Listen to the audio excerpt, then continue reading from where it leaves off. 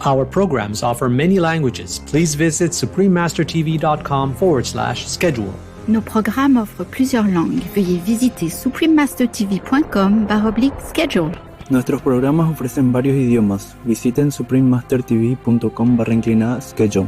我们的节目提供多种语言，请看 suprememastertv.com/schedule。In an urgent situation, we may survive for a few weeks without food, but we can't live without air for more than a few minutes. However, globally there has been a deterioration of air quality at an alarming rate. Air pollution, an alarming health hazard. Part 1 of 2. Continue watching to find out more. Vegan, 'cause inside you have all loving kindness. Show it.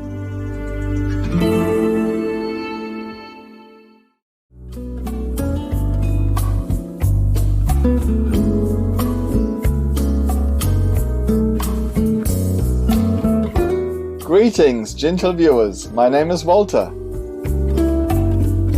The warm-hearted people of Bermuda wish you a harmonious life, filled with peace, joy and love.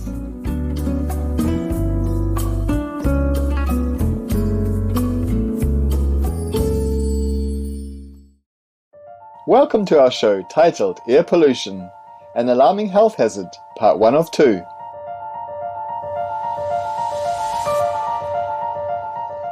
Air is one of the most fundamental elements to our lives.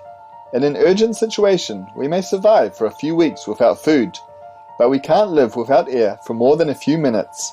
Thankfully, the air we breathe in is readily available anytime. However, globally, there has been a deterioration of air quality at an alarming rate.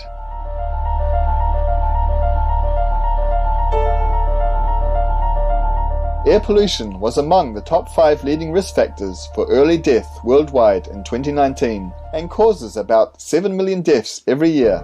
Today, 90% of people breathe unclean air that contains significant amounts of pollutants. Even though air quality in Europe has improved in the past decade, a special report called State of Global Air 2020 revealed that the highest annual exposure to PM2.5 continues to be seen in Asia, Africa and the Middle East.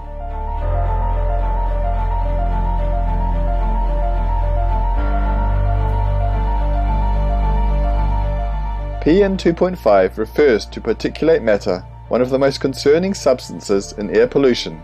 It is a mixture of solid particles and liquid droplets suspended in the air.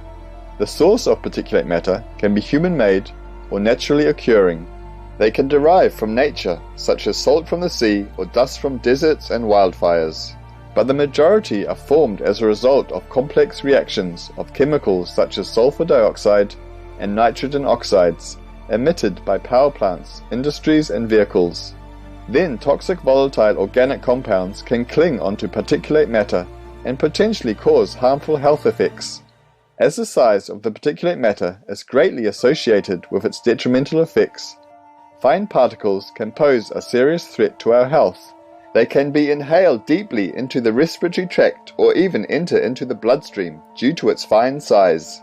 So how small is PM2.5 exactly? By definition, it is a particle 2.5 micrometers or less.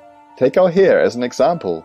A single human hair is about 70 micrometers in diameter, while particles of less than 2.5 micrometers are about 30 times thinner than a human hair. So you might be wondering how PM2.5 can enter the bloodstream.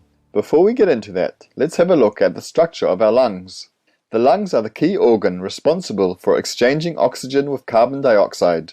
Our body is made up of trillions of cells that utilize oxygen and sugar as the fuel to generate energy to support their functions. In return, carbon dioxide is generated as a waste product that needs to be removed from the body. As we breathe in, oxygen enters our lungs and is exchanged for carbon dioxide.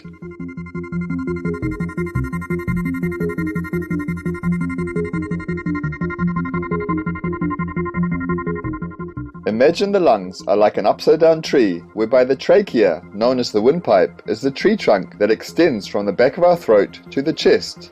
Then the trachea splits into two main bronchi, which are like the branches of the tree and sit in the right and left side of the chest. The bronchi then divide into smaller branches called bronchioles, spreading across the lungs. There are about 30,000 bronchioles in each lung, and each bronchiole then ends with a group of air sacs called alveoli, which are like the leaves of those fine branches. Each hollow cup-shaped alveolus ranges from 200 to 500 micrometers and is covered with a network of tiny blood vessels where oxygen and carbon dioxide diffuse for exchange. It is no wonder that PM2.5 can easily enter the finest alveoli, which are about 200 micrometers in diameter. Due to its much tinier size, PM2.5 can accumulate in the alveoli and enter the bloodstream directly during the gas exchange. Once PM2.5 enter blood circulation, it can even cross the blood-brain barrier of the brain. This barrier is a highly selective boundary that can prevent circulating toxins or pathogens from getting into the brain. Yet it allows certain substances, such as nutrients, to cross in order to keep the brain functioning. Studies show that breaching of the blood-brain barrier is linked to brain aging. Besides that direct pathway, PM2.5 may affect the brain indirectly by triggering inflammation in the body, which subsequently causes inflammatory proteins to pass through the barrier. Eventually, this leads to the death of certain brain cells.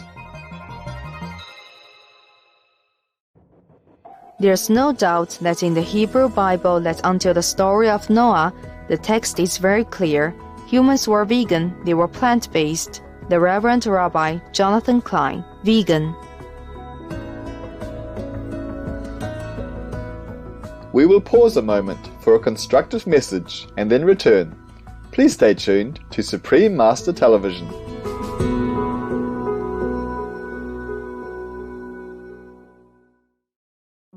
Welcome back to Air Pollution, an alarming health hazard, part 1 of 2, on Supreme Master Television.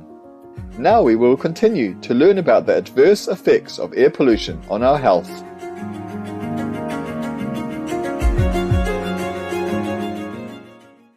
A systematic review was conducted by the National Toxicology Program of the U.S. Department of Health and Human Services to examine the link between traffic-related air pollution and hypertensive disorders of pregnancy. Pregnant women exposed to air pollution may have a higher chance of elevated blood pressure, which is a common cause of preterm birth. In addition, particulate matter increases the risk of low birth weight and having a child with autism. Inhaling PM2.5 might also change the size of a child's developing brain, and this can eventually make them become more vulnerable to emotional problems when they enter adolescence.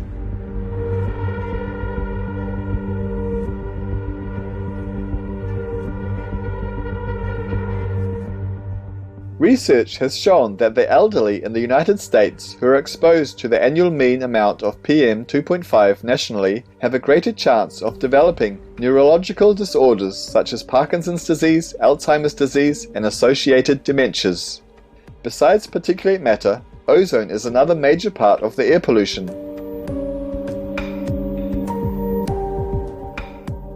At the molecular level, ozone is composed of 3 oxygen atoms, giving its molecular formula O3. It occurs in both the atmosphere and at the ground level, and it can either be naturally occurring or human-made. In the atmosphere, the solar ultraviolet radiation reacts with the oxygen, O2, and forms ozone. The ozone layer is present in the stratosphere, and it protects us from excessive exposure to ultraviolet radiation. However, when it's present at the ground level, it's mostly man-made. It's created in the presence of sunlight by photochemical reactions between nitrogen oxides and volatile organic compounds, emitted from cars, electric utilities, industrial facilities, refineries, and other sources.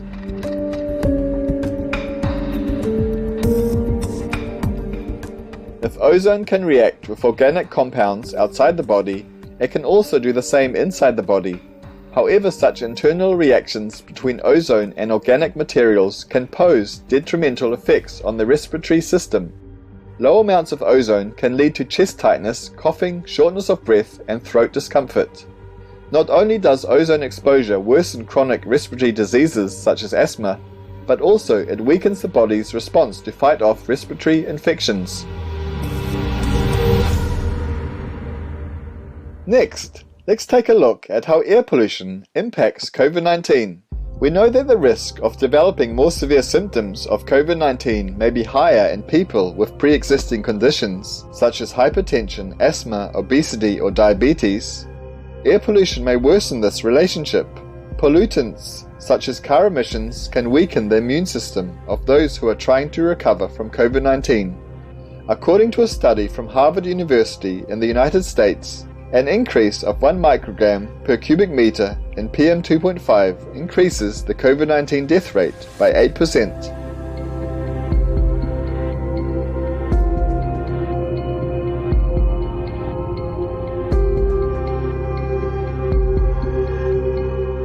Meanwhile, Dr. Mary Prunicky from Stanford University in the United States found that air pollution can also exacerbate the COVID-19 situation in a surprising way, that particulates and nitrogen dioxide in air pollutants can act as vectors for the coronavirus to spread.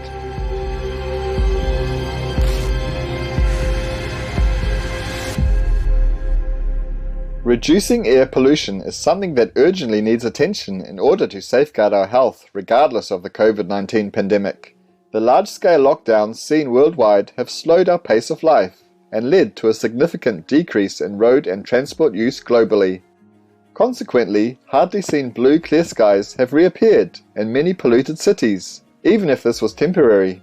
This shows us the possibility of a greener world and healthier environment if we choose a more eco-friendly lifestyle. Vegan, the silent warrior of loving kindness. Intelligent viewers, we were honored to have you with us today for our program.